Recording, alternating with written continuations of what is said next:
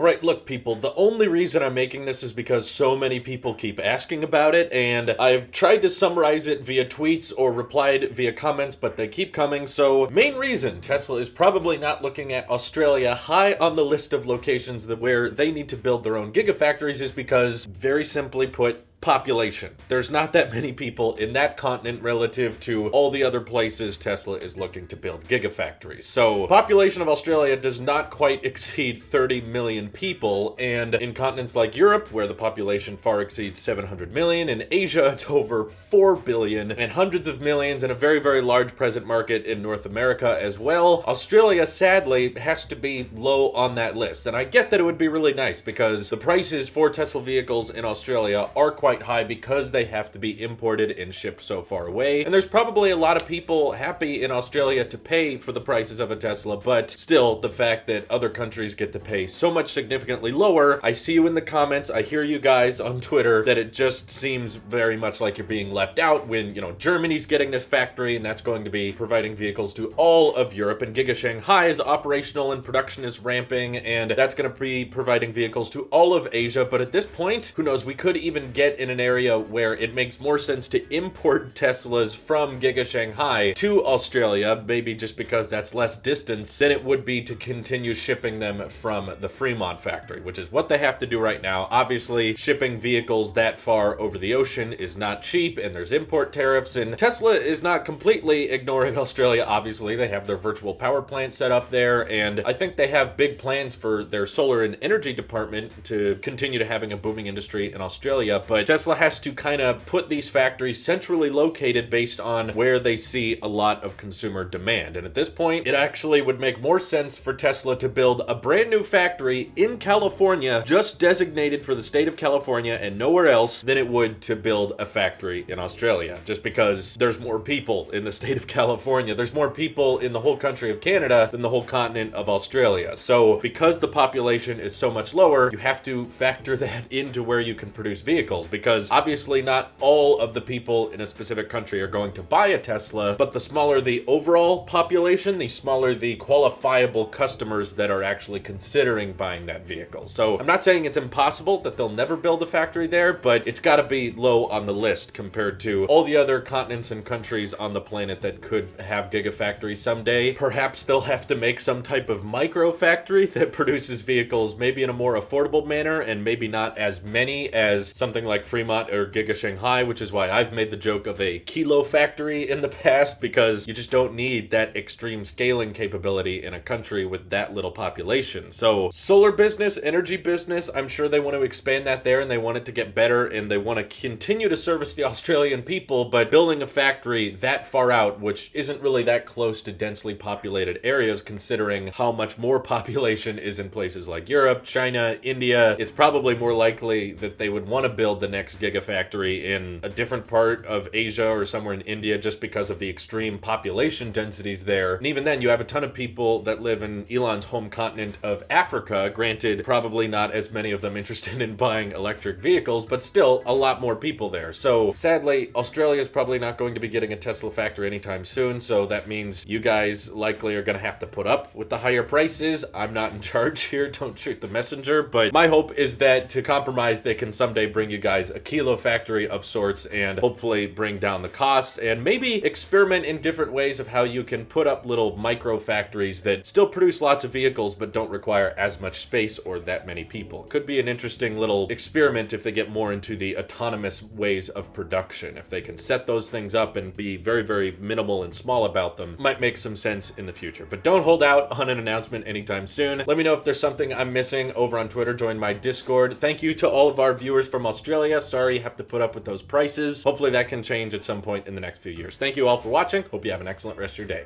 Take care.